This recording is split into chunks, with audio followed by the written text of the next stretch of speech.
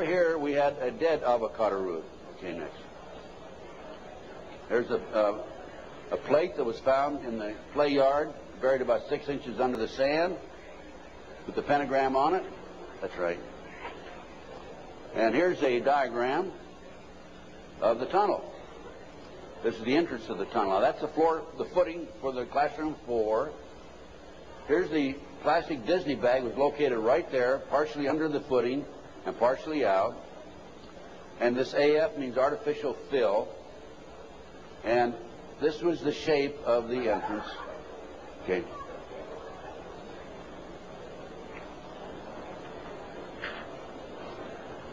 Here's your diagram. These are your drawings.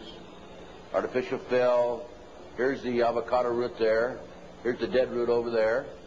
Distance 120 or 21 inches below and 14 inches below the footing.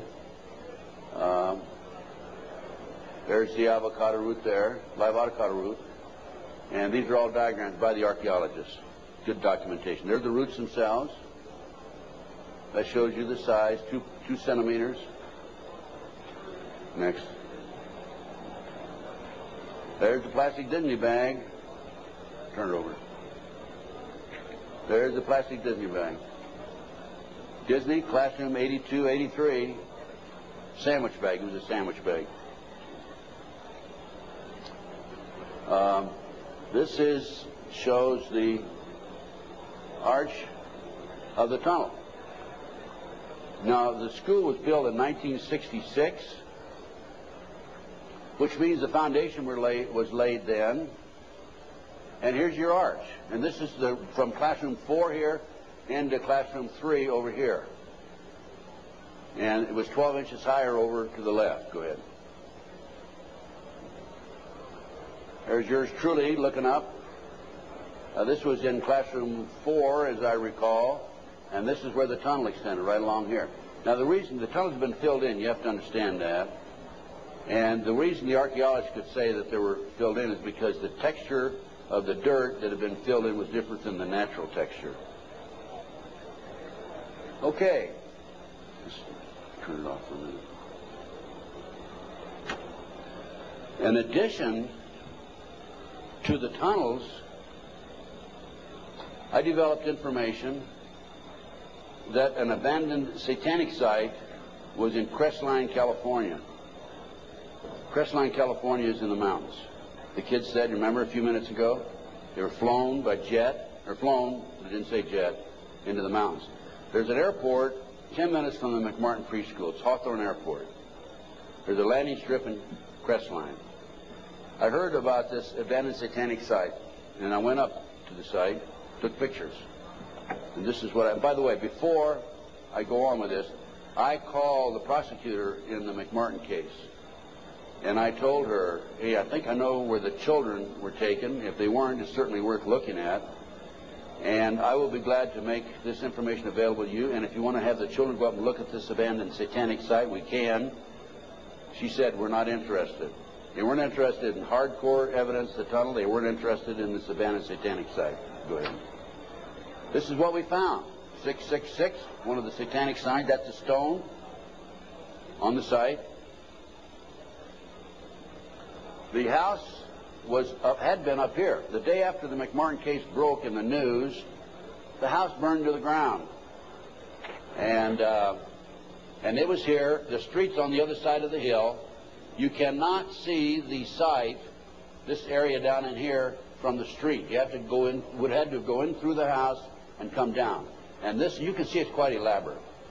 There's my associate, Judy Hansen, who works with me in L.A. And next.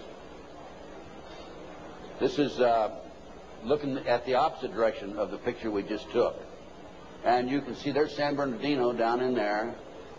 And you can see that on the side of a mountain like that, nobody's going to find it unless you fly over with a helicopter. That's probably an altar, flattened stone. Also an altar, another altar that had been broken.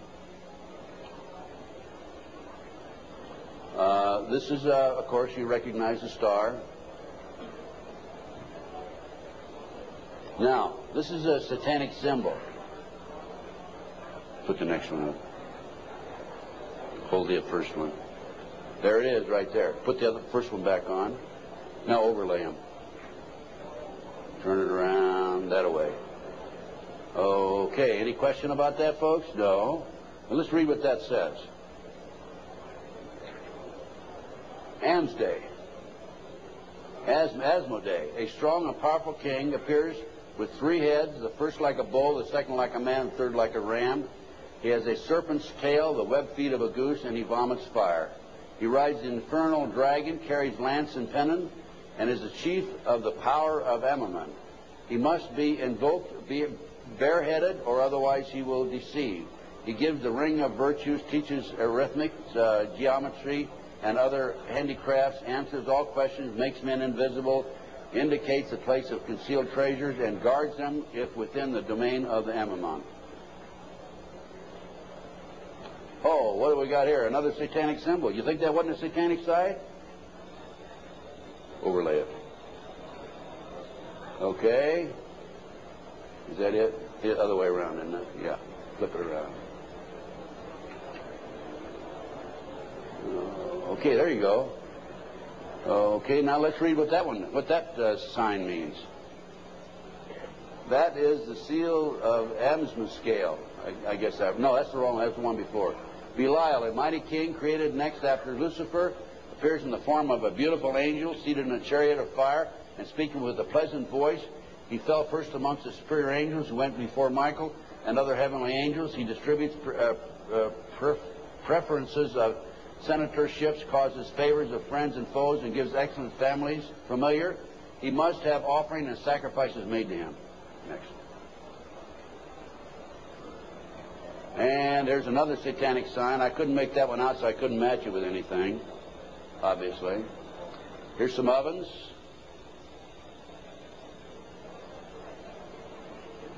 That was a large circle with a number of signs in it, a lot of writing. We couldn't get up high enough that we could take a good picture of it. Next. And let's put that back a minute. That's another case. Okay, nothing came of that. Nobody was interested in an abandoned satanic site, even though it appears to have been related to the McMartin case. I have to say that I was very disappointed. We gathered this evidence privately. The police don't have the capability of doing so.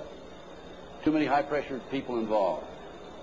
Too many prominent individuals involved. So that's just an overview of the McMartin case, folks.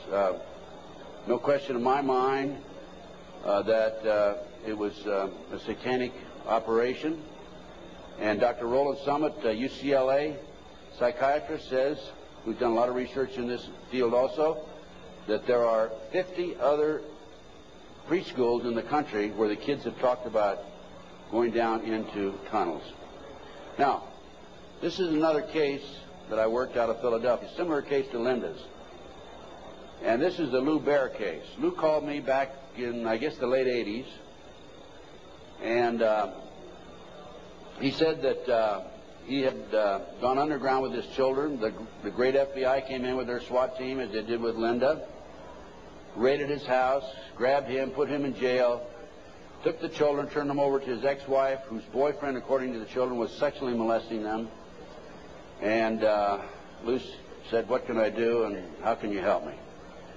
So I was willing to go back and testify for Lou. And one of the matters that I was going to testify about were the drawings by the kids. And it's not a funny thing, but it's an established fact that children who have been sexually molested for some reason or other, when they're, 2, 3, 4, 5, 6, 8, 10 years old, whatever, will invariably draw pictures of their activity, of their exposure to these nefarious matters. Invariably they do that. Now, when I was that age, I was drawing cars and airplanes, and the girls were drawing flowers, right?